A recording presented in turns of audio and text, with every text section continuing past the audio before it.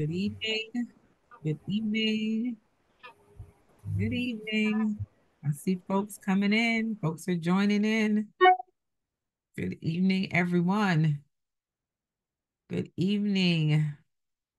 We're saying hello to everybody. We know we started a couple minutes late, but we want to go ahead and get started and jump into everything. Hi, Nikki Gentry. Hello, Rhonda. Hello. I thought I saw Dominique.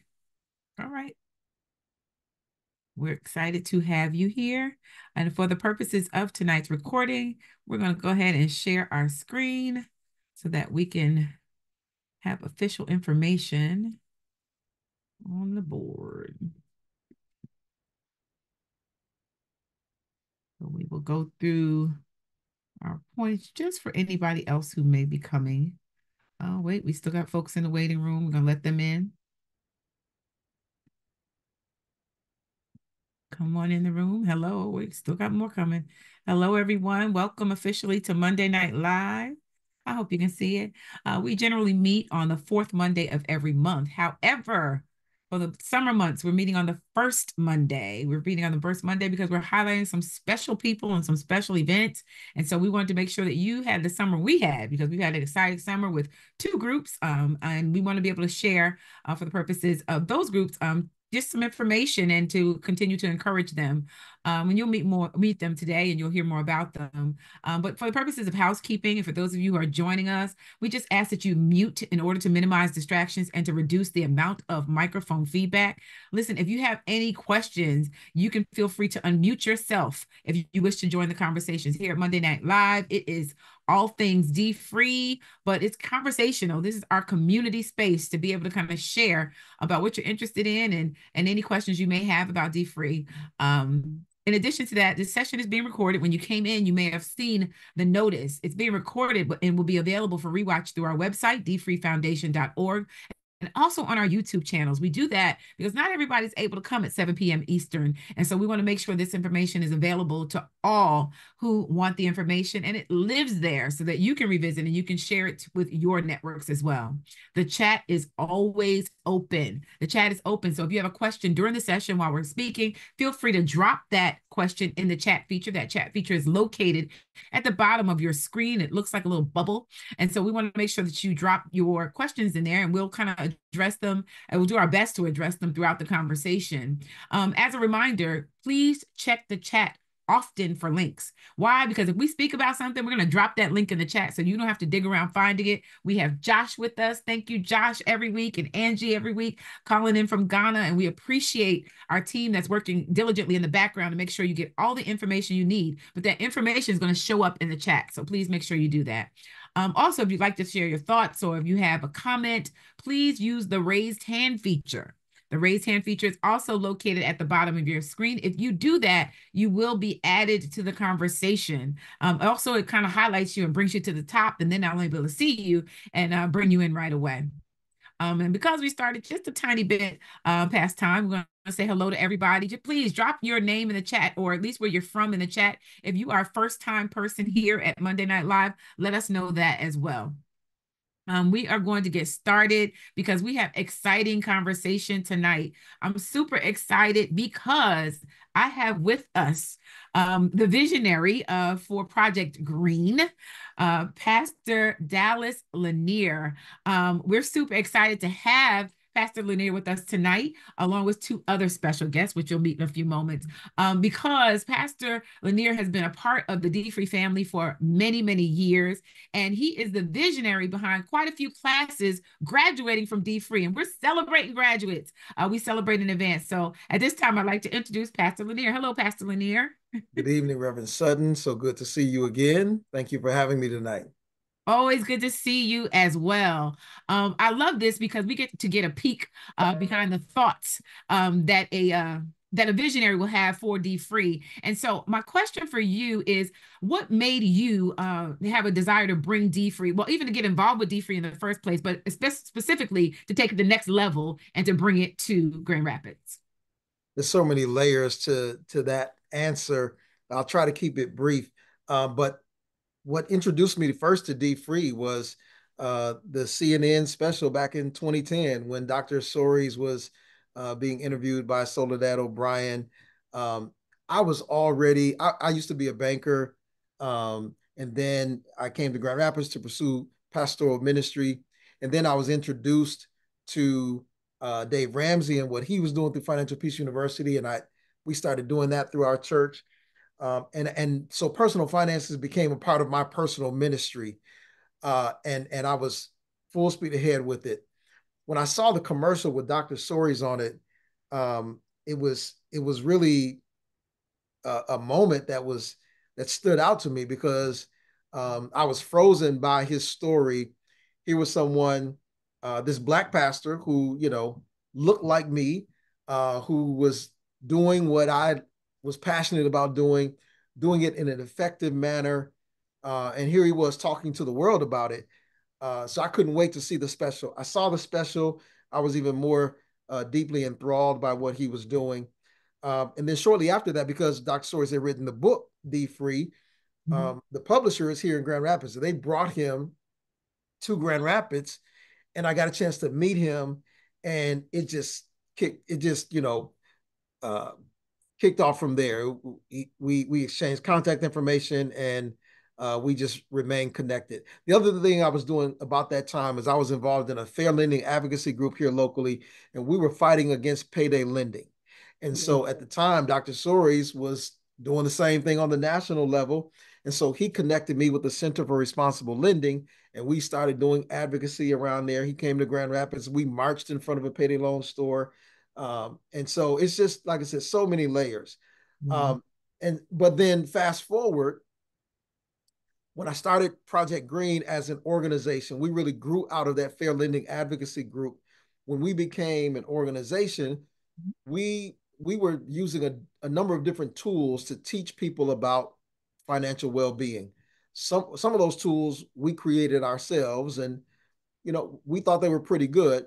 But one thing that it lacked, and actually, as we went into COVID, of course, the word was pivot.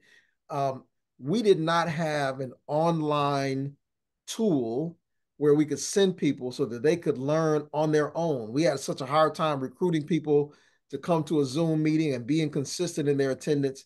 So we said, let's create um, an online course where people can learn our content. And then as we started working on it, I said, wait a minute, D-Free already has this. Why would we recreate it? We were already reading the book.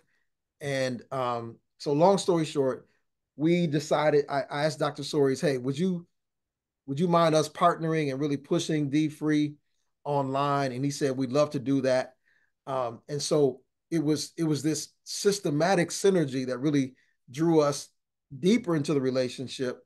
And it was going to allow us to expand our reach locally Mm-hmm. by having an online presence, but also it was going to make us part of a really an international movement, which D-Free is. And I thought that was important for the work that we do, that people know that they're a part of not just getting their own finances in order, but they're a part of a community of people around the globe who are doing the same thing, reading the same book, Mm-hmm. having the same experiences. And so that's, again, a short version of why we are where we are with D-Free today. Well, I'm glad you said there were many layers to this because I only know part of the layers. And it's so fascinating to always speak with you because you peel back more and more every time we connect. And so that was great. There's so many people that are on right now that don't even know about the CNN special because it was so long ago. But that really was the impetus for reaching, so many other people. And you're one of the pastors that responded. And so I love that because inevitably when we go to different churches, we hear people say, it was a special, it was a special. But now that people see the book and the workbook and see that it's out there, they really don't know where it's birthed from. So thank you for bringing us back to the roots. But also your advocacy work and all of that. It's just fascinating to know that you're boots on the ground and that you're doing the work and that you saw a need or even a good fit and alignment with what we're doing already. And so I love this because I know that I had the pleasure of meeting you in a facilitators class. Now, I have to say this, there are not many pastors or leaders that come to the facilitators class. Okay. There are many that send people, they identify people, they encourage people, but they don't physically show up. And I must say, you were one of our best students. You asked the right questions. It was great. But from your experience, what made you as a pastor, as a leader, say, you know, I want to take this course for myself? Absolutely. Well, two things I'll say. One, kind of from the organizational level, um, the name of our organization is Project Green. The Green stands for the Grassroots Economic Empowerment Network. So I always saw that even though we were our own 501c3, I wanted us to connect with other entities, organizations that were doing the same thing. They were about economic empowerment. And I knew, I believed that the church was that number one target, right? I wanted to really target churches that were passionate about economic empowerment. And so, I really saw that as part of my pastoral role in developing that connection between economic empowerment and church. Um, but then secondly, you know, this is how I like to do ministry. I think it's incarnational, right? It's being in the middle of what you're asking your people to do and to be. And so, I try to do that with so many other things. But yeah, personally, I just wanted to see it firsthand for myself, and so that I knew what others would experience as well. That's great because one of the things that we found is that when we have buy-in from from leadership and and there's synergy from leadership, it tends to trickle down not just to the facilitators but also to the congregation. I must say that for years, more years than I'd like to admit, or at least months, I always thought the Green was your name. I was like, oh, his name must be Dallas Green, Dallas Green Lanier, So now we find out that it's an acronym also is another enlightening moment. So I'm gonna have to do the rewatch myself so that I know that I'm accurately describing the organization. The last question I have for you tonight is that I see that you have you've brought D-Free, you've had it implemented in your congregation. Can you just share a little bit about some of the groups that have gone through? Because at this point, you have quite a few credits under your belt of folks that have graduated, and I know that they've kind of changed. You had the pandemic, group, and then you kind of moved. But we keep seeing these graduates come through from your church. Can you tell us a little bit more about that as well? Yes. Well, first on the green thing, money is green too. That's why we chose that name.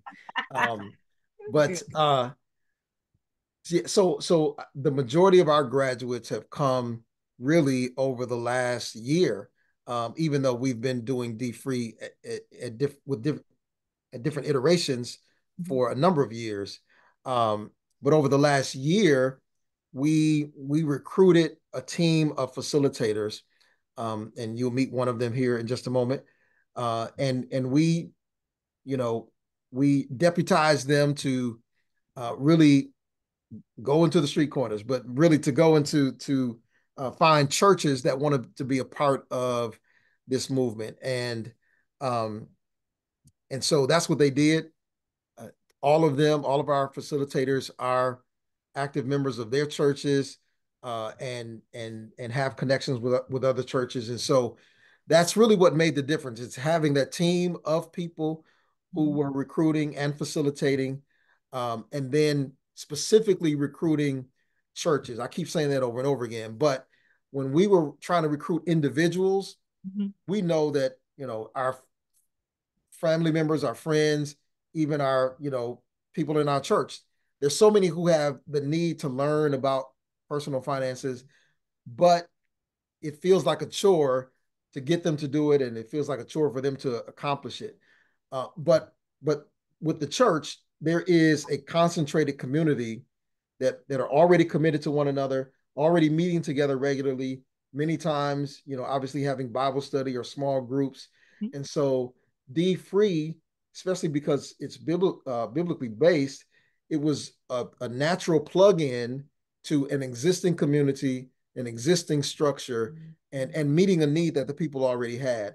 And so again, it was the churches, and it was that marketing strategy of going towards existing communities rather than individuals that really helped us to turn a corner. And so now, as of today, we're at 112 D-Free graduates, and we're super excited about that.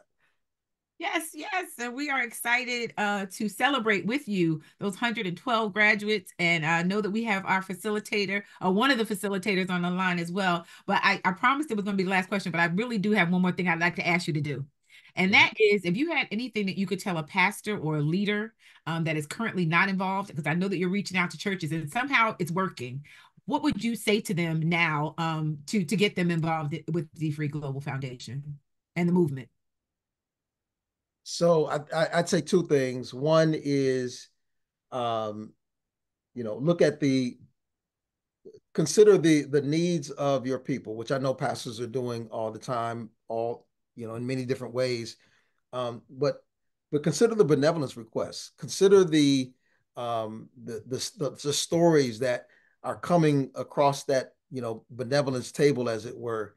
Um, those are usually evidence of some sort of financial need. A lot of times, it's things beyond people, the control of the person in need, but sometimes it's also connected to decisions that people make with their finances. And we never take the approach of condemning people even if they've made bad choices, but we want to help them to get out of that and not make that a lifestyle. So I think sometimes just zeroing in on the need, and thinking about it like, how are these stories connected to people's financial well-being, and could teaching something help a large group of people get out of that cycle. And I do say cycle because, especially when I was at another church where we did more benevolence, we would literally see people, they could get help once a year, and it was almost like on that anniversary of their date, they were right back there asking for help again. So it was like benevolence was a part of their budget, and they would go Right. to a number of different resources. And so that's just real. And so if you know you have that in your congregation, that's evidence of, um, uh, Dr. Robert Lupton wrote a book, and of course I'm going to draw a blank on the name. I'll think of it in a minute. But he talks about, um, he said, uh, we can't serve chronic problems with crisis strategies, Oof. right? And so if people are chronically facing the same financial trouble over and over again, we can't just meet that just with a benevolence check. Like, we got to figure out what's the cause so we can stop the chronic pain. And then the other thing I would say is what you've already said is, going through it myself, having my own direct experience, because that changes, right? When it becomes a part of your life and your story, you're no longer trying to convince people to come to an event. You're really telling your testimony, and you're talking, you're sharing your victory story, and people naturally can hear that passion and want to be drawn to it. Really quickly, and then I'll stop. But there's a pastor who's now gone to be with the Lord, um, Pastor Burton. He had gone through one of our classes, and this wasn't D free, but it's still evidence of what I'm talking about. In one of our classes, we talked about coupons, and he said before he went through our class, his wife used to talk about coupons all the time, and he got tired of hearing her talking about it. And he went through our class, and we dove a little deeper into some of the data behind it and how much you could really save, and he became a coupon connoisseur. And that's all he talked about, but because then it became his story, and he was invigorated by it. So, again, seeing the needs of your people and then going through it yourself, both of those things I think will really inspire pastors to make D Free a part of their ministry. Oh, that, I mean, just there were so many nuggets in that. I'm hoping that somebody's taking notes and that we can put some of this stuff in the chat. There were so many nuggets. Thank you so much. Again, it's not lost on us how valuable a Monday is to a pastor after coming down on Sunday. And so we thank you for taking out the time to join us today. And I thank you for the segue into our facilitators, because I know I have one of your very able facilitators on the line today, and that is in the person of Mr. Elvis Nelson. Hello, Mr. Elvis. Hello, hello, hello. How are you tonight? Good, good. I'm blessed and winning. Good evening, everybody.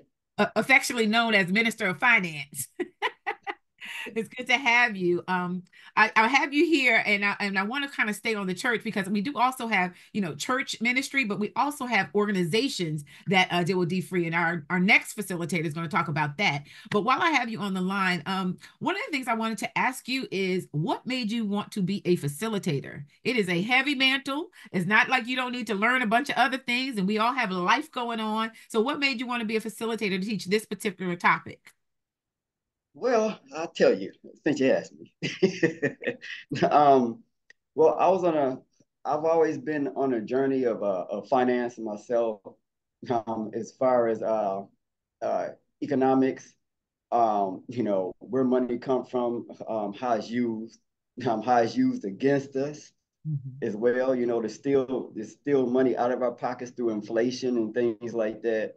Um, and just to teach people. And I was in the process of get ready to develop my own curriculum. And then a young lady I know, a good friend of mine, and she knows my background somewhat of my financial history. And she like, well, have you considered Project Green? You need to check out Project Green. I'm like, what project? I've never heard of Project Green. So she introduced me to Pastor Dallas and came in and they introduced Project Green to me and then D-Free. And like you saying, like, why invent the wheel when it's already something set up? Well, I just plug right into it, you know what I mean?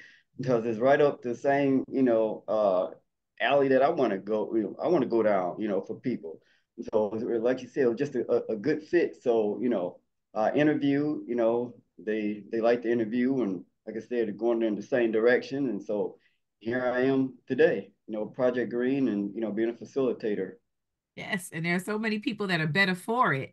Now, I didn't personally know about the specifics of your program, and so for the benefit of myself and for the audience, can you just share with us about how many weeks did it take for you to teach the curriculum, or how it was kind of structured? What were classes like? Like, was it hour a day or a week? What did it look like a typical class for you all? Typical class, it was 12 steps, of course. It's 4 weeks and 2 hours per week. Okay. Um, and we come in and do some house, like I said, the house cleaning, and we get right into the curriculum, and we let people know that hey, 85% of the course is going to be done by you, at your will at home, so don't be afraid if you're getting some of the homework done that we say that you need to, go ahead and get done. Just come back, you know what I mean? Because you're gonna have this um for the rest of your life. You know what I mean? It didn't take you 4 weeks to get in debt. Well, some people might, but for the majority of us, don't take us 4 weeks to get in debt. So it's not Right. going to take you 4 weeks to get out of debt. Mhm. Some people may take 6 months, a year, 3 years. You know what I mean? So you're going to have the information. So it's going to be at your leisure. So don't think because you don't get the homework done that you don't come back. No, come back and Mhm. learn the rest of what you need to learn to get out of debt, get debt free. So yeah, so like I said, it's 4 weeks, 2 hours, 2 hours each week. That's good, good, good. One of the things we always emphasize is that there's like a behavioral component, there's psychological, and so we try to get into the minds of folks and change their mindset. And Right. just I think by telling people, come back, even if you didn't do the homework, kind of helps their mindset and puts their minds at ease. I know that talking about finance is usually a very uncomfortable topic. What goes on in my house stays in my house. You ain't gonna talk about my money. How did you get folks to kind of break the ice and talk about it? What are some of your best practices as a facilitator? Like things that you added that made people feel a little more comfortable in talking about the money? Well, I just told them my story, like when I got purchased, first house that, I had $3,000 worth of debt that, hey, it came up when I got repurchased my house. Like, hey, you need to clear this up before we can go ahead and finance you and you purchase your house. I'm like, so that kind of led me down the road. Okay, what is good credit? How Mhm. does money work? I mean, how do I stay out of debt after this? So that led me down that road. So I give them, my testimony. And Mhm. not only that, I told them that, me and my work, we worked our way out of a $52,000 worth of debt in like 18 months for a bad business deal. You know, lesson learned, that's for sure. So that, and also I let them know that, you know, I'm just not up here facilitating this course to you, but me and my wife we're living it. You know, we're out of debt. We got our insurance in place, you know, will, trust. So we're a living testimony to what we're trying to, you know, speak to you about. What you need to do, or what you should do, is what we suggest that you do in your life as far as your finances as well. So, you know, I tell them that, hey, I'm a student first. Right. You know what I mean? So I have to be led before I can lead. Yes. You I know, love it. so I yeah. love it. I think that in doing that, by sharing your testimony, it makes people feel more comfortable, like you said, and doing it and being able to share. But now that you've had some folks graduate, they have some testimonies of their own. They have some praise reports of their own. So can you just share? Well, you know, you don't have to name names, but can you share some of the outcomes, some of the things that have happened, some of the miracles that have taken place in your class as a result of the curriculum, or the things that folks have learned? Yes. Well, they love it. They say it's awesome because they never been through anything like this, including myself. I've been through a number of financial freedom and debt-free programs. And what I like about this one, and what I hear from them, is just the biblical part behind it. You know, the scriptures, you know, and just how it's laid out, and how it also shows you, okay, most people when they get out of debt, now they got a bunch of money. What they're gonna do with it? They get right back into the same mode, get right back into debt. What they say they like about it is that it shows them what to do with the money. You know what I mean? Like investing and getting the right insurances and things like that. Um, and they just say it's just powerful, you know, and it just the breakdown how it's just structured, you know, they say it's awesome. Yay, good to know. Good to know. And this is my last question. I'm gonna leave you the same way that I left Pastor Lanier. As a facilitator, my question for you is, how would you encourage, or what would you say to encourage someone else to become a facilitator? You know, or to take part in the program. What would you say? Now that you've seen it, touch it, felt it, and you've seen some results. Just it's just a sense of, I'll tell them, hey, it's a sense of gratification. You know, I mean, if you love finance and you love helping people, you know, check it out. You know, and get into it. You know, go through a course. You know what I mean? Go through a class. You know, check it out and see how you like it.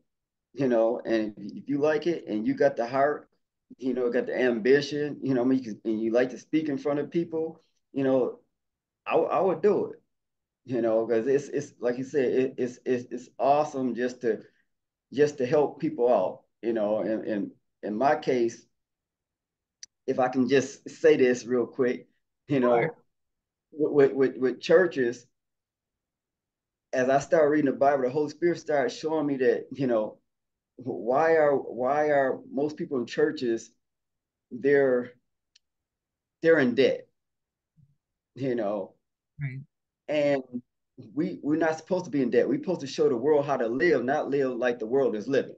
Mhm. You know, we should be the head, you know, not tail. So why are we the tail and not the head? Right. Why are we below and not, you know, above? You know, why are we a borrower and not the lender? Yes. That's backwards. It's going against God's principle. What God is how He wants us to live financially, and as a Christian as a whole, you know, as far as your life and your family. So that's my draw right there for people, and they're like, I never thought about it like that. I'm like, yeah. So you need to come on and join. I had a young lady at, matter of fact, Pastor Dallas, I think I might have told you at Lake Michigan Credit Union. She's over the, I think, loan department, or works in the loan department. She said she would love to be a facilitator, but now right now she's going through school and everything. So I'm still in contact with her, try to see the type of free time, because I think she would be a great fit, because she's in the, you know, finance like you were. And also she says this is right up her alley as well. I was just telling it to her. So yeah, I'm just trying to recruit people as far as churches and other facilitators as well. Oh, I love it. And with a testimony like yours and breaking down the word like that, you are doing an excellent job of doing it. I feel like I should be passing you the plate right now. Uh, Minister of Finance. Yes, indeed. Mr. Nelson, thank you so much.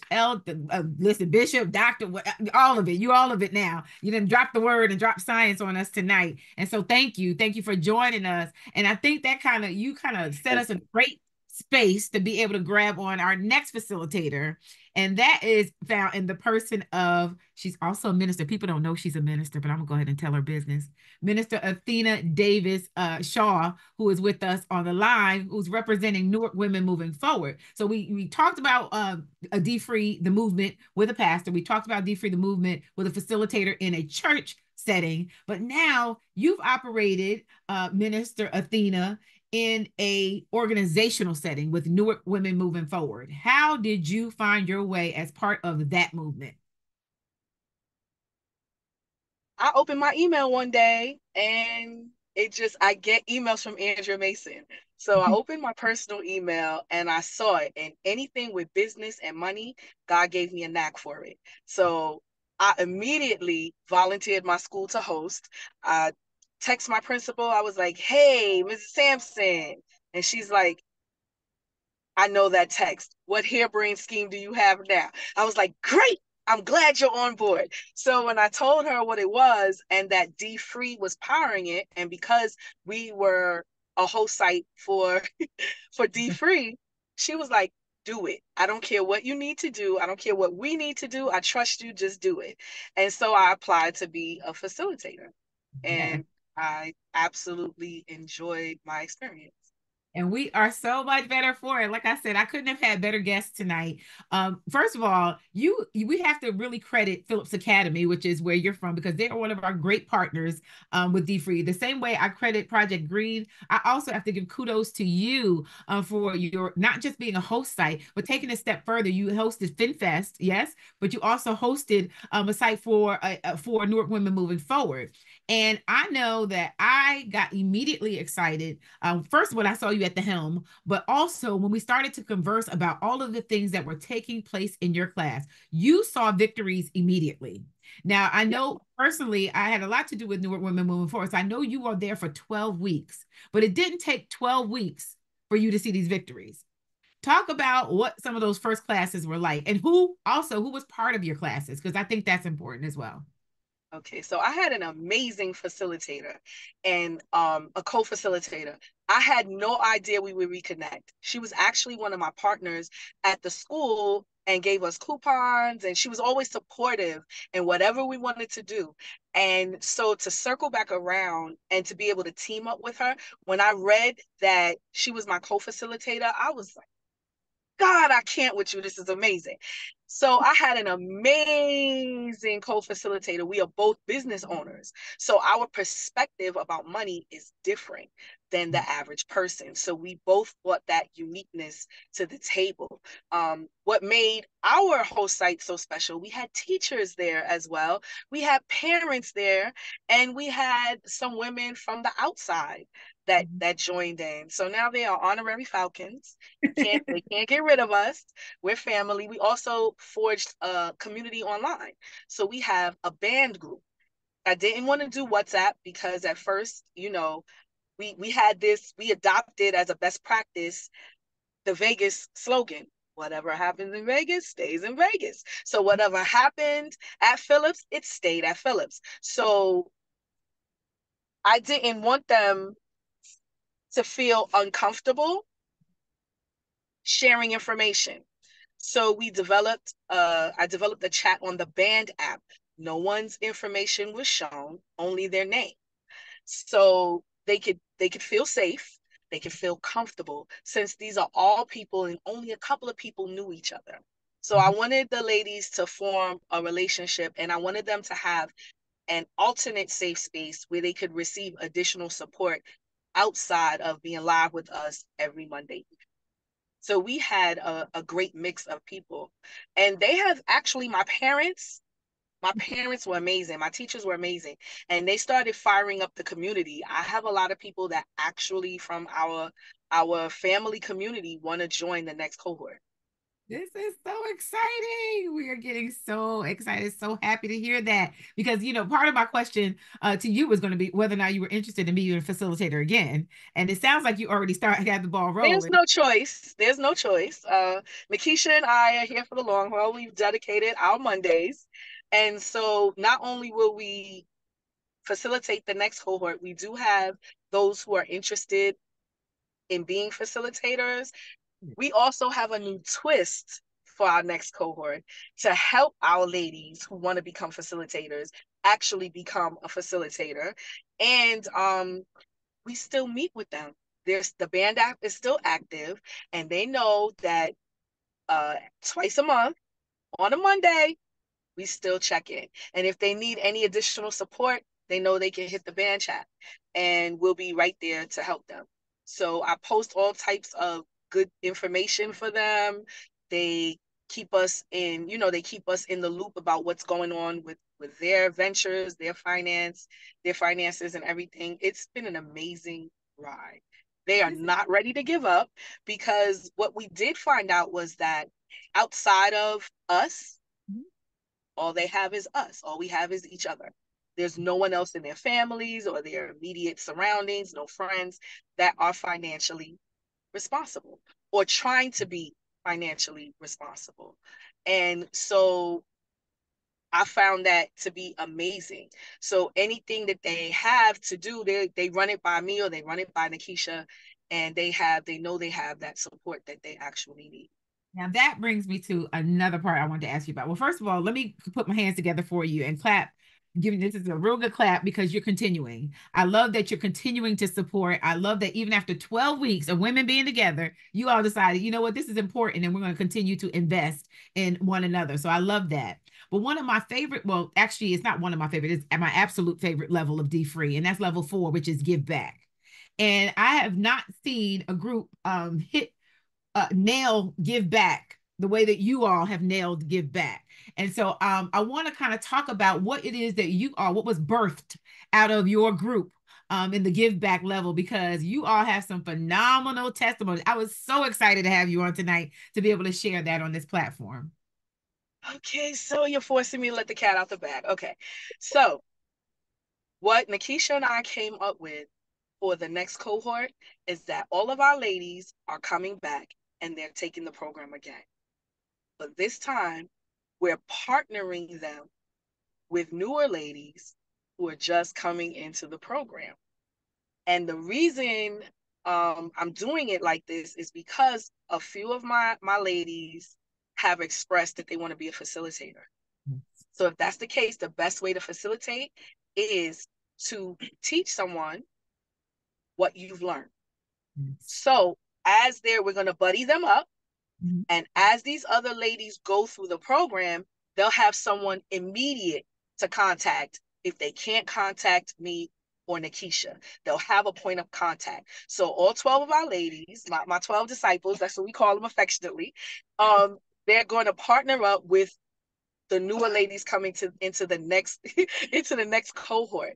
And we did that for retention as well, because we started out with about between 30 and 35, and it went all the way down to 12. And so I thought, if we have some sort of level of accountability, I think we can nix the, that shrinkage in the bud, and it would make the ladies more comfortable about speaking about finance. It's hard. And so a lot of what Nikisha and I did was just talk about ourselves, give our own personal testimony. But if you couldn't tell, I am silly. I have a silly bone, right? So I made it comfortable and I made them laugh. Of course, they threw things at me. They were like, this is for the birds. I don't want to do this. And I'm like, I can catch. I don't care. Let's go. And so we weren't afraid to get down and get dirty with them and to address that. And that was one of the things we told them. It is not going to be easy. Your friends, your family may think that you are crazy. Allow them. Everyone has opinions. There are an abundance of them. Just like they're people, there are opinions. You have the choice and you have the right to ignore them. We are right here in our own little cult-like community where we're going to get this done, because you owe it to yourself and to your children, because they didn't ask to be here. So you owe it to yourself and to your children to get this right. Rockefeller and the Bilderbergers don't have to be the only ones that are trust fund babies. We have the capability to do it. And even though I'm organization based, I can say like 95% of admin, they are believers. Yeah. So there was no bridle on my tongue. I didn't have to step over and tap dance through the tulips. I didn't have to do any of that. So, yep, they got the word of God with it. Every chance I got, I drew a parallel. And we had diverse races, ethnicities. We had diverse religions. Yes. And they did not even mind. Yeah. Because when I was able to give them something from the word of God, I had a Muslim lady. I love her so much. Her babies are in my lunchroom. And she would tell me stuff out of the Quran where it corresponds. And I was like, okay, girl, let's go. Get it. So I want to see some more Muslimas in this next cohort. Go get them, bring them in, and we will take very good care of them. So, it was just about making them feel comfortable even through the uncomfortable stages, and just creating that community. And I think that's what kept our ladies with us. And they loved our crazy, and we loved them back. Now I have to say, you just said the word that I was going to next, and it was community. And the reason why is because I know that this citywide initiative was designed to reach the community. I think that your class was indicative of what a community in Newark looks like because of the diversity that was in your class. Having had the teachers in the class as well as the parents in the class, what kind of community did that create? And then I'm going to hold your feet to the fire, because something you did not mention was all of the businesses that were birthed out of your class. So I'm going to need you to talk about both of those things.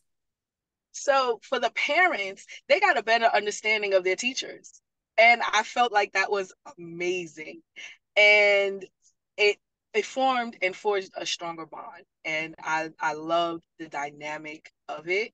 And I think it just strengthened our community internally in and of itself, and just our parent teacher communication, because I am parent liaison.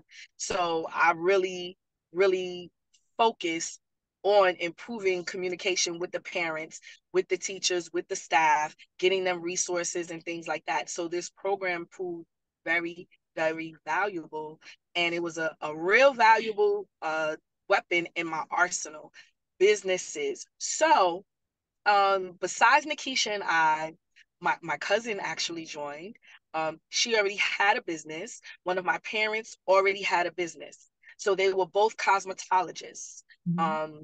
Found out later that one of our teachers was already an author. So we had 3 businesses. Those 3 businesses have now developed courses, and my teacher is now pushing her novel. She wrote a novel. She hid that for 10 weeks. and then just a matter of factly at week 10 says, oh yeah, well, I wrote a novel.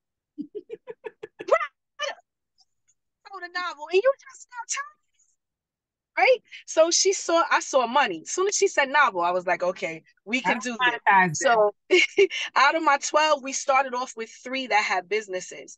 We had a 4th one, author. She composed a journal. So I helped her during the class publish her journal on Amazon. Then we had, Jamara. Jamara has a marketing business, and she was hiding that too. So we had 4 that had businesses. So she was hiding that. We pulled that out of her. And Nikisha doesn't want her. She wanted to increase her income and wanted to go back to work. Nikisha was like, girl, what are you doing? You're sitting on a gold mine. You have a whole business. You are not going back to work. You're going to expand that business. So she's been working one-on-one with Nikisha to expand her business. My second teacher that was there developed a business. So she's really good with crocheting. And the idea that she had when she told it to me, I said, Fig, you have to do it. You're sitting on a multi-million-dollar idea.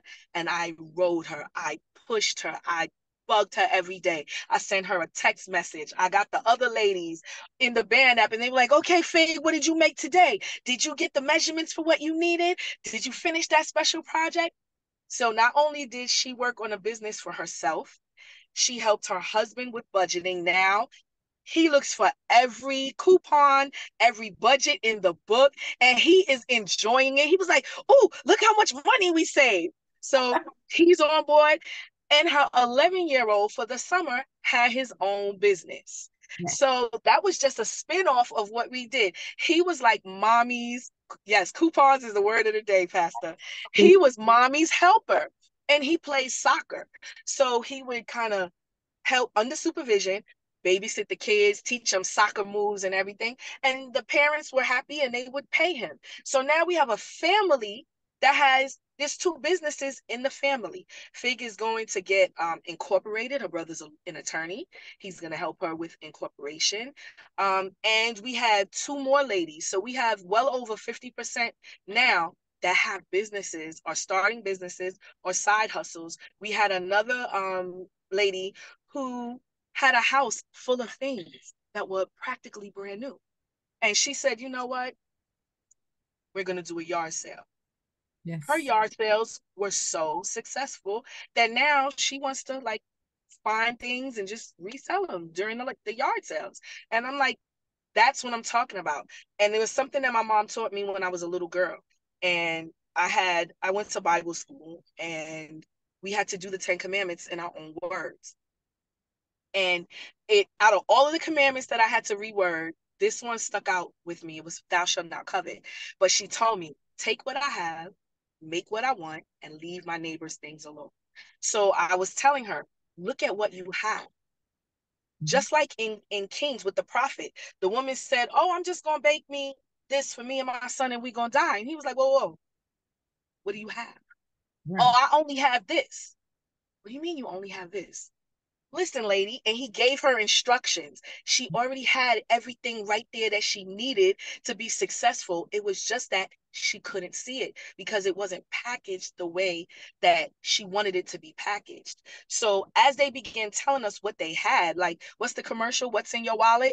What do you have? Use what you have.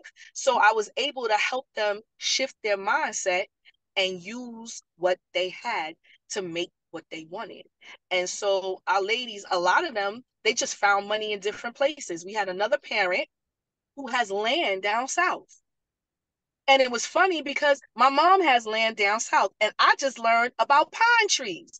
So I said, whoa. How long you knew you had this land? They were sitting on stuff and didn't tell us. The 10th, 11th, and 12th weeks were just revelation because then they started telling us all of these assets that they had that they weren't thinking were assets. Yes. She said, oh, I have pine trees. I picked up a whole book and just chucked it at her. Everybody started laughing. And she's like, what? I'm like, you're sitting on money. The syrup is money. The pine cones, money. If you want to chop down the trees, it's still money. You sitting there with multiple streams of income and you don't even know it. And she looked at me and her mouth flew open. All of our ladies found the gold in what they had. And it didn't even take us the whole 12 weeks to do it. A lot of them came in with the coin in their mouth. And all we had to do was just pull the coin out and just help them realize they had it all along.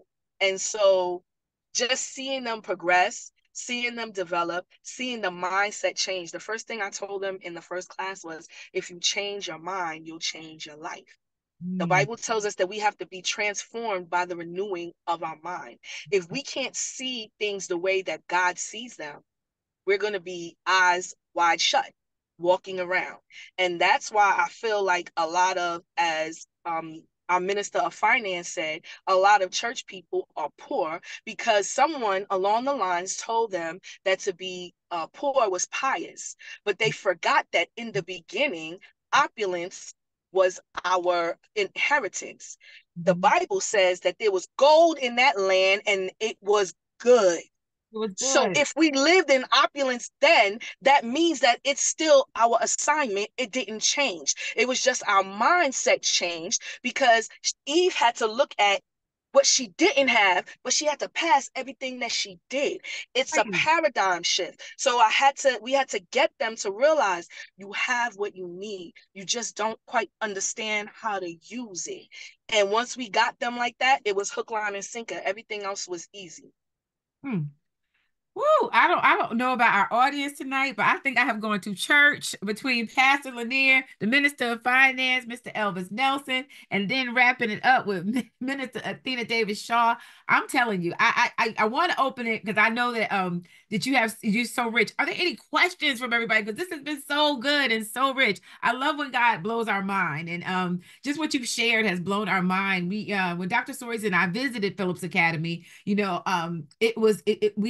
knew immediately, how amazing, how special you were. But to meet the people from your group and to hear, the artists that came out and we got the translator out of there and just the businesses that were birthed, it was super exciting. So I'm so glad that you were able. I know I don't have to ask you if you're going to facilitate again because you're already doing it. So we let the cat out the bag. And I know that I've left everyone with, advice. I'm just checking the chat to make sure we don't have any questions. If you have questions, please feel free to drop them in the chat.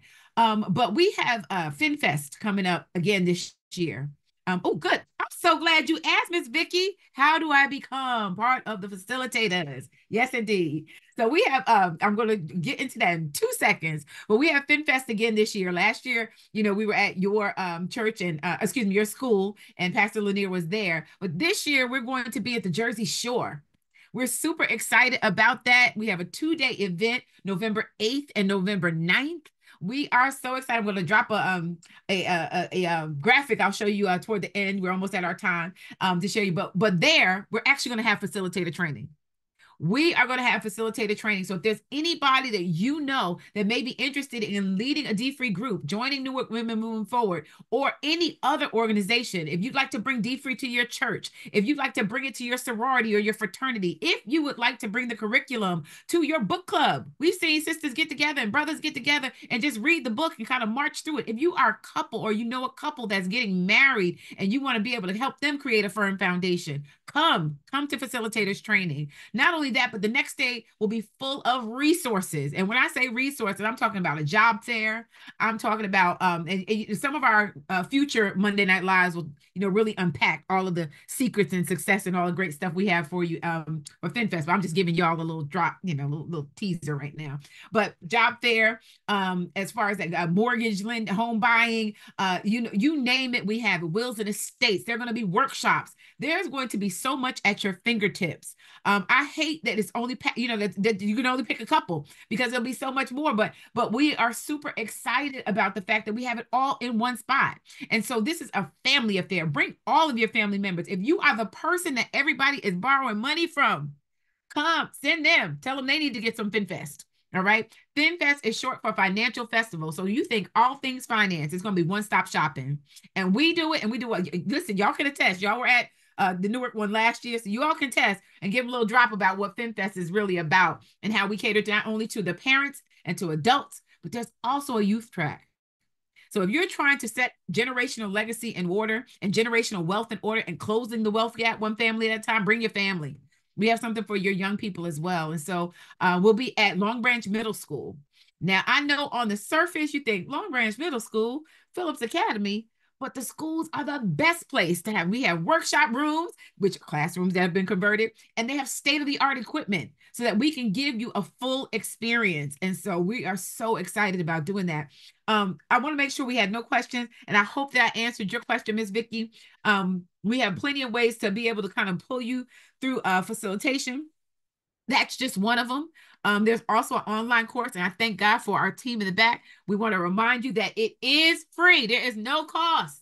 And if you check the chat right now, there's a link. There's a link to give you more information. So I'm going to pull up this graphic as we get ready to touch base on any questions anybody may have at this time. Any questions? Well, go ahead, Pastor. Reverend, I was going to make a comment. Not only is it free, but it's fun. It is so fun. The FinFest. I've been to the D-Free conference numerous times over the years. But the FinFest has taken a different approach to it. There's fun and games. There's activities. There's entertainment, and so it makes this conversation, this weighty conversation around finances, a fun experience. So that's another reason to come. And I also, to Minister Athena, I need that book. I was just chatting with her and telling her I've got a friend who also has land in the South with trees on it, and he's been trying to figure out how to monetize all of that. And so, look at how the Lord has brought all this together. I need that book. Love Don't it. throw it at me. Don't throw it at me, but I need it. I was getting ready to say, she's in Newark. She might just toss it to you because that's what Athena does. But we are just so excited. I put the graphic up for you guys, screenshot it, and make sure you grab the link out of the chat. We are super excited. Dr. Soaries, of course, will be there. Our team will be there, and we have so many special guests. Like I said, future Monday Night Lives will cover a lot more in detail. But tonight, I just want to thank God, and I want to thank Pastor Lanier for coming on. I want to thank the Minister of Finance for coming on, Minister Elvis Nelson, and I want to thank Minister Athena Davis Shaw. You all have got me so pumped up. I hope that everyone on the line will consider becoming a facilitator if you haven't already, because we need to get this message going. We want to make sure that the movement changes, but we also want to make sure that we close that wealth gap, especially in times like this. We know what's at stake with the election. We know what's at stake with our families. We know what inflation looks like. And the only way we can do anything about it is by creating a path forward. And for me and for the witnesses on this line today, Deep Free is that path forward. So I encourage you. Thank you so much for coming, to all of you. And I hope and pray that you will share this link with others, and that you will join us next month where we give you some more juicy tidbits and some more information and incredible resources on how to close that generational wealth gap, that financial wealth gap, one family at a time. Thank you again for coming out. Thank you so much for your time tonight. And thank you to our team in Ghana. We love you, Angie. We love you, Josh. Have a great evening, everyone.